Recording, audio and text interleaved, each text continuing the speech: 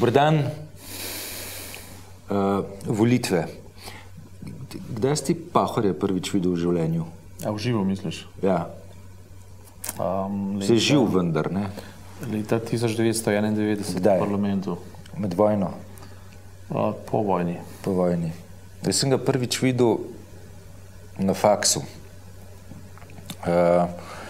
ko je bil kandidat za predsednika Univerzitetne konference Zveze socialistične mladine Slovenije.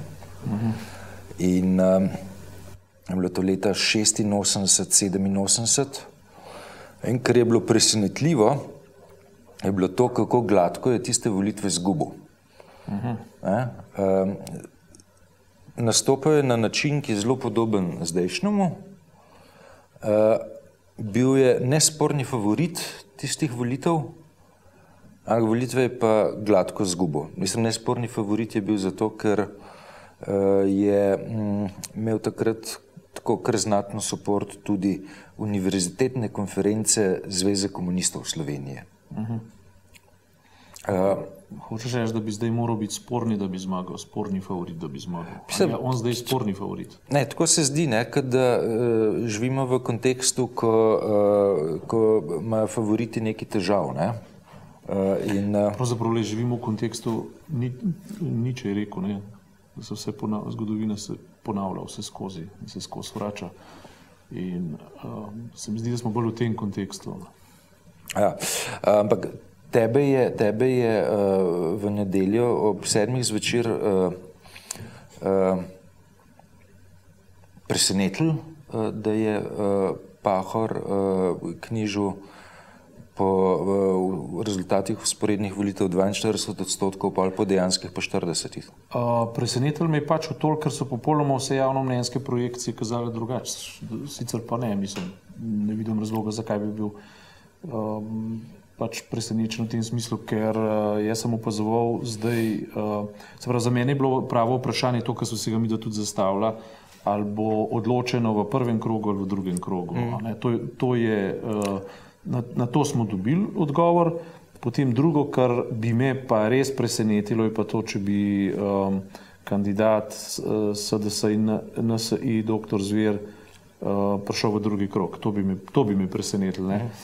Seveda, glede na projekcije, pa tole je presenečenje, ampak... Tisto, kar mene presenetilo, če gremo gledati delovo ocenjevanje rejtingov posameznih politikov, smo ugotovili, da dr. Tirk prepričljivo vodi na tej lestvici, mislim, da 4-5 let. Tako, verjetno ni bilo tedna, ko bi bil kaj slabše uvrščen kot na drugo mesto.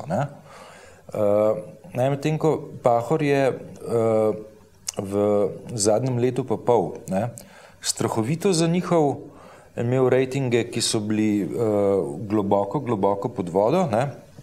Uspelo mu je pa to, da se je s fenomenalno hitrostjo vrnil na točko, kjer lahko računa na presenetljivo visoko podporo javnega mnenja, ne samo javnega mnenja, pač pa tudi volilk in volivcev.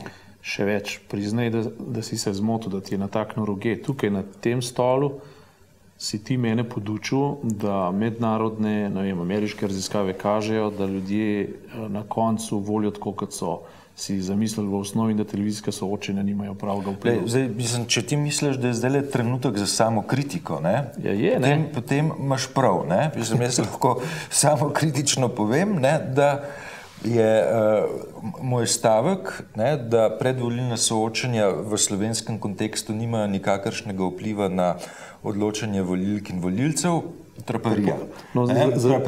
In sem sposoben samokritiko izvesti, tako kot je sposoben tudi Borut Pahor samokritiko izreči. Zato danes ne bova pametna in napovedvala, kdo bo zmagal, ampak lahko pa rečeva nekaj splošnih okoliščin. Prvo se mi zdi, da volitve še zdaleč niso odločene, vsaj jaz mislim, da niso.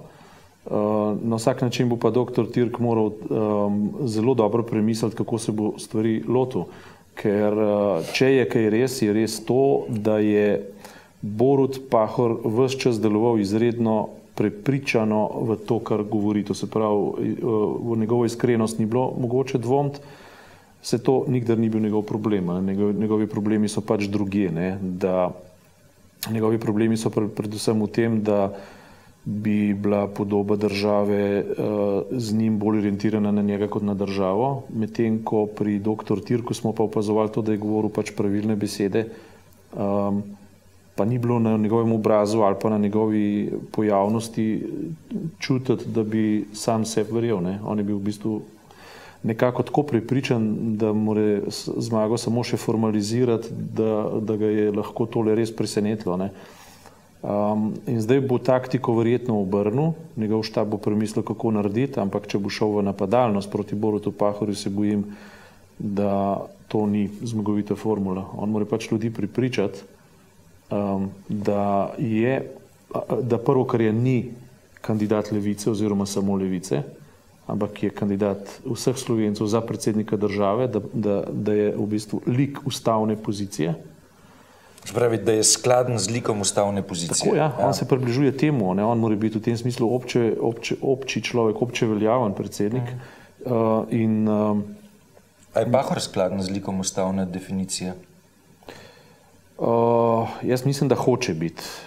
Nisem pa prepričan, da je. Jaz mislim, da dr. Tirk bolj ustreza tej definiciji, ampak to je šele pojavnost. Je pa Pahor po drugi strani rekel, da je sposoben presenetiti svoje volilce, kar pomeni, da se je sposoben izboljševati, ampak to je na ravni obljube.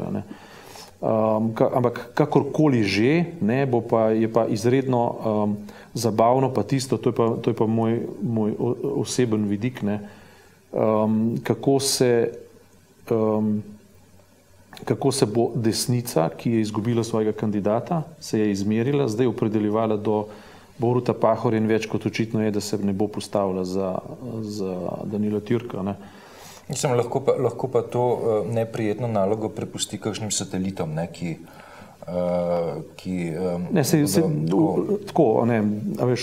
to, kar vodi ali pa kar konstituira recimo vladajočo stranko SDS ali pa predsednika vlade, se bere v referenčnih medijih. Mediji ga definirajo in mediji ga bojo pokopali na koncu, njegovi lastni. Ampak in oni ga lahko seveda naredijo, če se demokratizirajo, kar pa zelo dvomim. Ampak jaz se živo in na lastni koži spominjam leta 2007, ko sem napisal, to zdaj moram ponoviti, ker sem najavil, da bom, ko sem takrat napisal, da jaz v Borutu Pahorju ne vidim kontinuitete, ampak vidim tip neke tretje poti kenedijevskega politika, samoušečenega, narcisoidnega in tako naprej, ampak definitivno pa ne kontinuiteto za ZKS in tako naprej. In se spomnim, kakšnih diskvalifikacij sem bil takrat kot odgovorni urednik Dela deležen. In to v parlamentu javno me je tedajni predsednik vlade Janša napadel, češ da podpiram kontinuiteto, kaj so potem počeli mediji, kaj pred tem počel urednik nacionalne televizije v pogovoru za Janšo in tako naprej. In moram reči, da se mi zdaj zdi ironično, cinično in tudi zabavno, kako se v bistvu zdaj ta plošča obrača, kako se ti ljudje preobračajo, kako so pod pezo tedanje ideologije zdaj naenkrat odkrili Pahorja kot svojega prikritega kandidata, kot nekoga, ki se ga forsira proti nekomu drugemu in tako naprej. Ta zgodovina je res cinična, ironična in zdaj, če verjamemo, ni pa razloga, da ne verjamemo, analiza Mediane, ki je izmerila, da je v bistvu tretjina volilcev SDS že se opredelila za Boruta Pahorja in ne za Milana Zvera, potem je v bistvu tudi 1/3 izdajalskega volilnega telesa že na delu. In kako se ta stvar preobraža, kako sem ti procesi pa dejansko ne morem jih ne opaziti in ne morem jih ne na glas povedati, predvsem zaradi tega, ker se je v tistem času dogajal tak pogrom. In ta perverznost, samoumevnost politike je na delu še ta trenutek in največji, kako ne rečem, udarec tej logiki drugega kroga volitev je pravzaprav to, da se volitve dogajajo zdaj praktično, kot bi bile prvi krog, kot bi se sploh šele začele. Pravi, kad bi imeli konvencijo levice, na kateri levica izbira svojega predsedniškega kandidata. Pa še več kot to. Zdaj prvi krog je bil usmerjen v negativno vprašanje, proti komu se voli, koga se izloča. Ne. Drugi krog je pa dejansko, za koga se odloča. Ne. In v končni fazi ljudje bodo pač odločili, kako bodo, na koncu bo o tem mogoče kaj povedati, na tem mestu itak ni mogoče forsirati nikogar, lahko povemo nekatere parametre. Mislim pa, da je odločilen kriterij ta, saj mi, ki zastopamo interes javnosti oziroma ki smo četrta veja oblasti, kako se temu reče, skratka, ki bi morali izvajati argumente v interesu javnosti, je preprosto, da opozorimo na to, da je treba oba kandidata opazovati pod vidikom države, ki ima svojo ustavo, ki je socialna država, ki jamči socialnost, ki jamči avtonomnost posameznika in vse te stvari in ki v bistvu digniteto države in ustavnost države postavlja na prvo mesto. Se pravi, ne toliko ta personalni vidik, kot pa institucionalni vidik. In se mi zdi, da bo treba kandidati, zdaj, če že volitve bodo potekale za nekaj ali pa za nekoga, bo treba jih motriti potem, koliko bo eden izmed obeh kandidatov, bodisi Türk, bodisi Pahor, pač izpostavilo interes države bolj kot svoj lastni interes ali pa bolj kot svojo lastno podobo. Ne. To se mi pa kljub vsemu zdi pomembno povedati. Ne. Dobro, jaz mislim, da naslednji teden se spet ne bomo mogli izogniti temule. A te vprašam, koga boš volil? Ne. Vprašal sem te že, sam ti lahko rečeš, ne bom odgovoril. In je prav, da ne odgovoriš. Ne sprašuj, ne? Prav, ne bom vprašal. Da sem imel enkrat samo kritiko danes.